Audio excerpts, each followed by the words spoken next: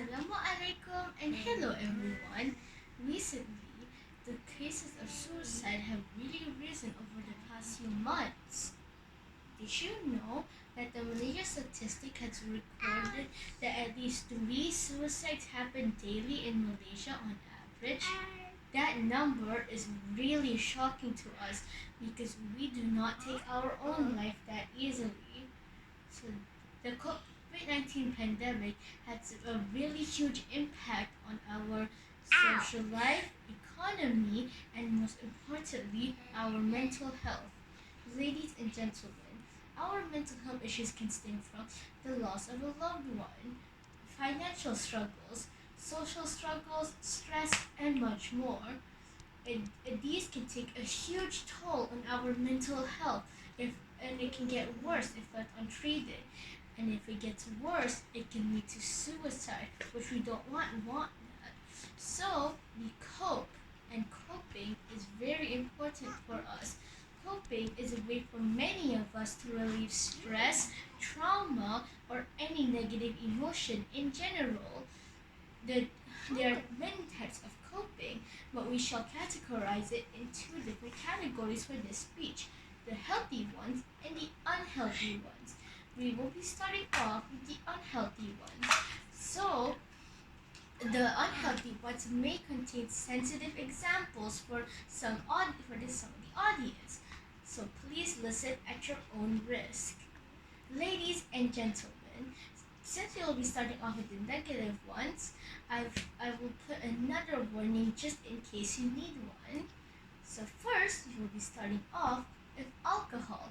Consuming alcohol in any amount can be very unhealthy for your body, as it can leave many damages on your body, such as heart disease, liver disease, and much more.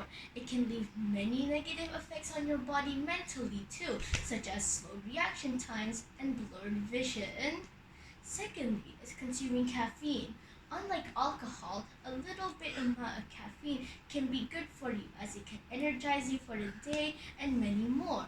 But consuming excessive amounts of caffeine can be very unhealthy for your body, such as latte, mocha, tea, and many more, as it can cause rapid breathing, shock, and vomiting.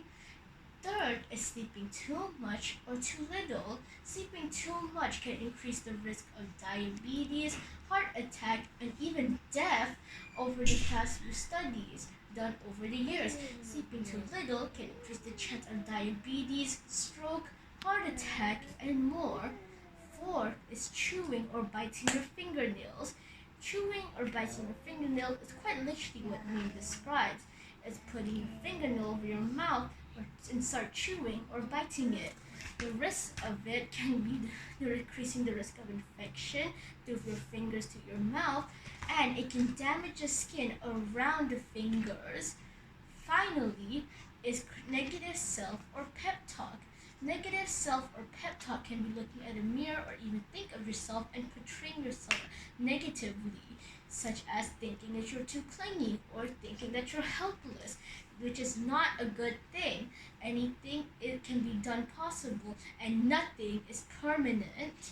Please remember that it can cause great feelings of helplessness, low motivation, and very low self-esteem. It can cause much more effects, but we will not be talking about it in this speech.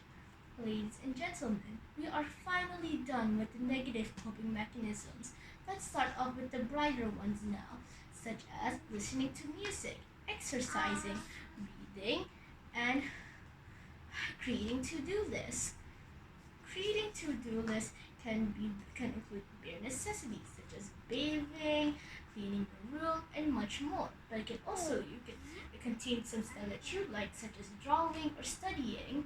Then we have exercising. There are multiple types of exercising, such as stretching, doing jumping jacks, running a track, and much more.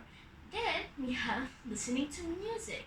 Listening to music can be very accessible for much people, such as on a phone, on a laptop, or even your own personal computer. Sometimes even on the TV if possible.